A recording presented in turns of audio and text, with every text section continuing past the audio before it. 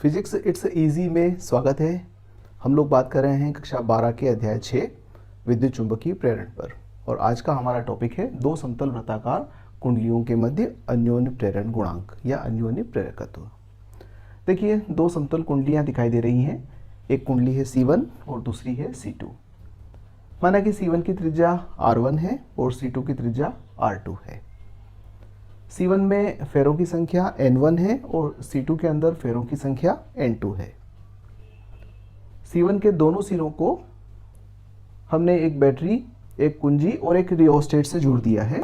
Battery E, कुंजी K और धारा परिवर्तक RH रियोस्टेट से हमने उसको संपर्कित किया है, जोड़ा गया है।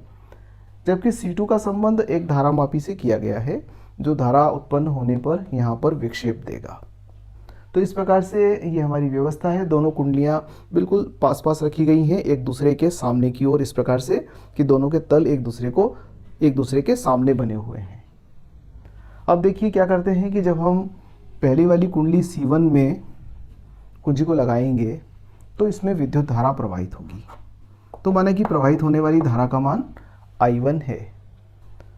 तो जब इसमें विद्युत धारा प्रवाहित होगी तो इसके समीप स्थित कुंडली C2 पर चुंबकीय क्षेत्र उत्पन्न होगा।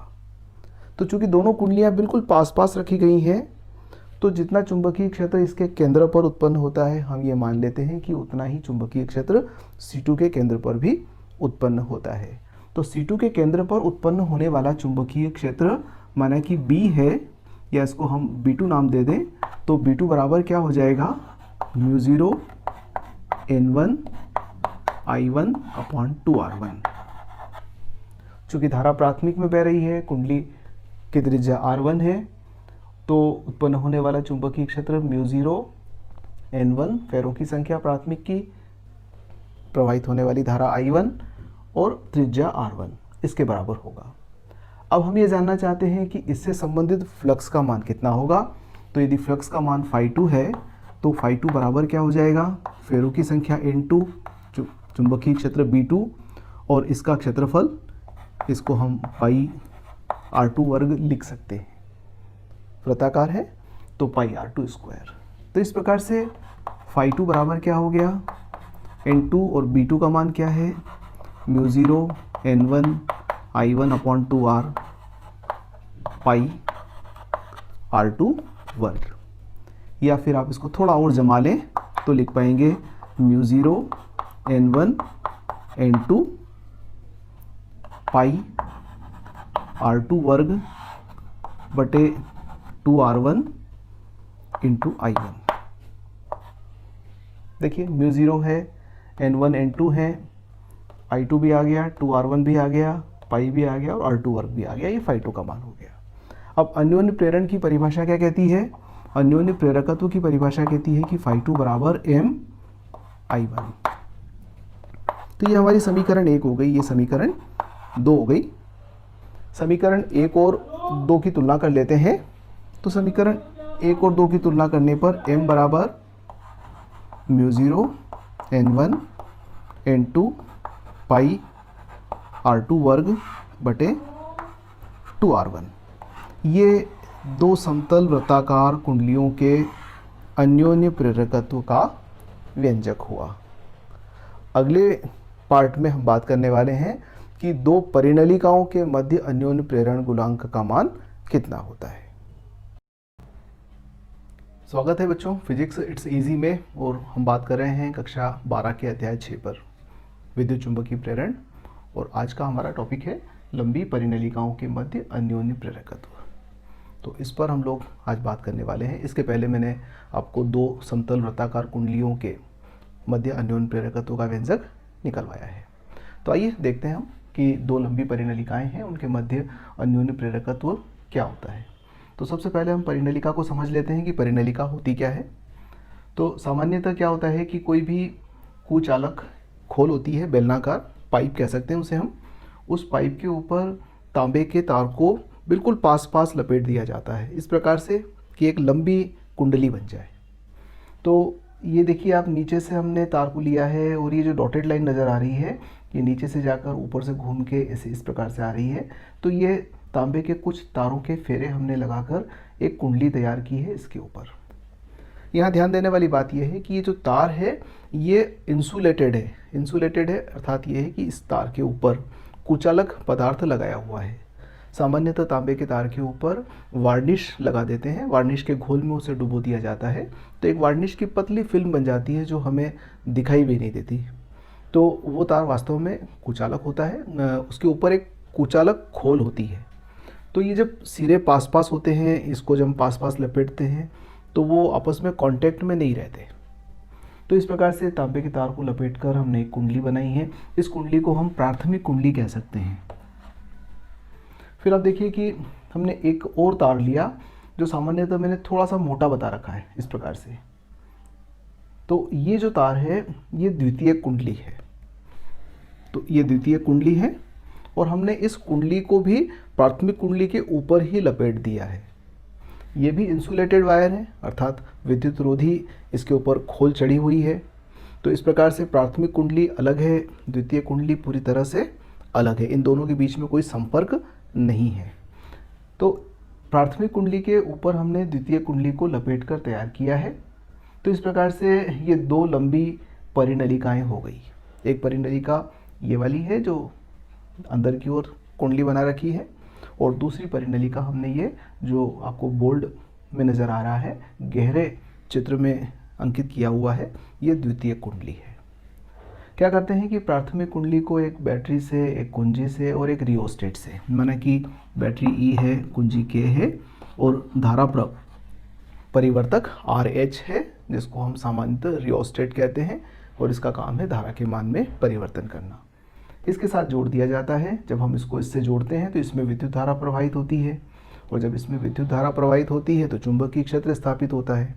तो हम एक काम करते हैं, इस परिनलिका की कुछ सामान्य सी बातें हम पहले नोट कर लेते हैं। माना कि प्राथमिक कुंडली में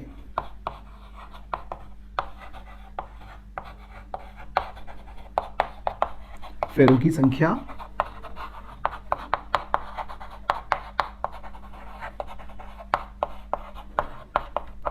कैपिटल N1 है। इसी प्रकार से अगर द्वितीय कुंडली की बात कर रहे हैं तो द्वितीय कुंडली में फेरों की कुल संख्या माना कि N2 है। परिनलिका की लंबाई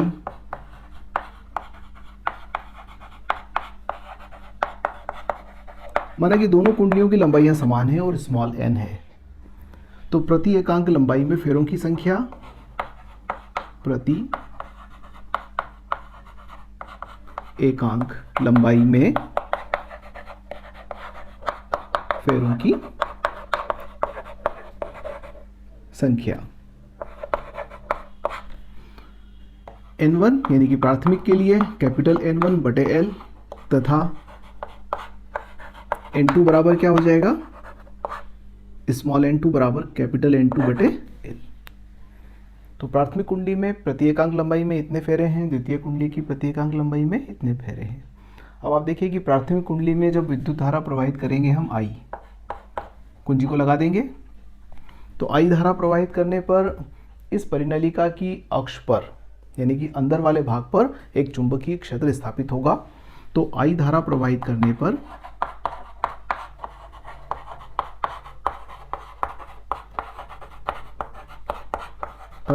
उत्पन्न चुंबकीय क्षेत्र, इसको प्रकट करें B से तो B बराबर क्या लिख सकते हैं, μ0 N1 I। प्राथमिक कुंडली के प्रति एकांक लंबाई में फेरों की संख्या N1 है तो μ0 N1 I, या फिर आप इसको ऐसा भी लिख सकते हैं μ0 N1 I बटे स्मॉल l। तो इतना चुंबकीय क्षेत्र उत्पन्न होगा और इसके कारण से जो फ्लक्स उत्पन्न होगा वो क्या हो जाएगा, फाई से नोट कर देते हैं। तो फाई बराबर होगा, अगर हम द्वितीय कुंडली के लिए बात करें तो द्वितीय कुंडली में कुल फेरों की संख्या N2 है, चुंबकीय क्षेत्र B है और यदि इसके अनुप्रस्थ काट का क्षेत्रफल यानी कि ये जो अनुप्रस्थ काट है इसका क्षेत्रफल यदि A है तो N2B A हम इसे लिख सकते हैं। तो आप यहाँ से फाई का मान निकाल सकते हैं। तो फाई बराबर हो जाएगा हमारा μ0 N1 N2 A I/L।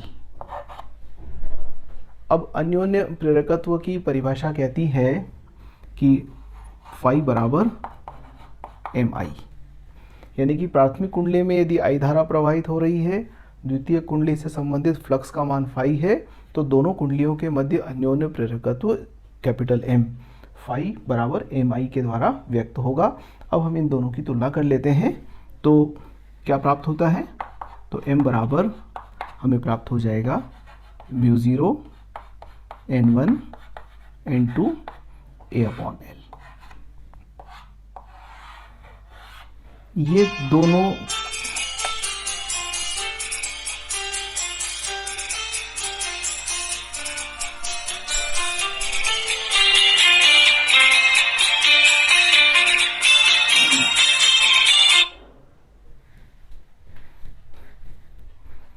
दोनों कुंडलियों के मध्य अन्योन्य प्रेरकत्व का व्यंजक हुआ। यहाँ से स्पष्ट है किन किन बातों पर निर्भर करता है। देखिए, N1 और N2 पर निर्भर करता है, यानी कि दोनों कुंडलियों के फेरों की संख्या का गुणा जितना ज़्यादा होगा अन्योन्य प्रेरकत्व उतना ही ज़्यादा होगा।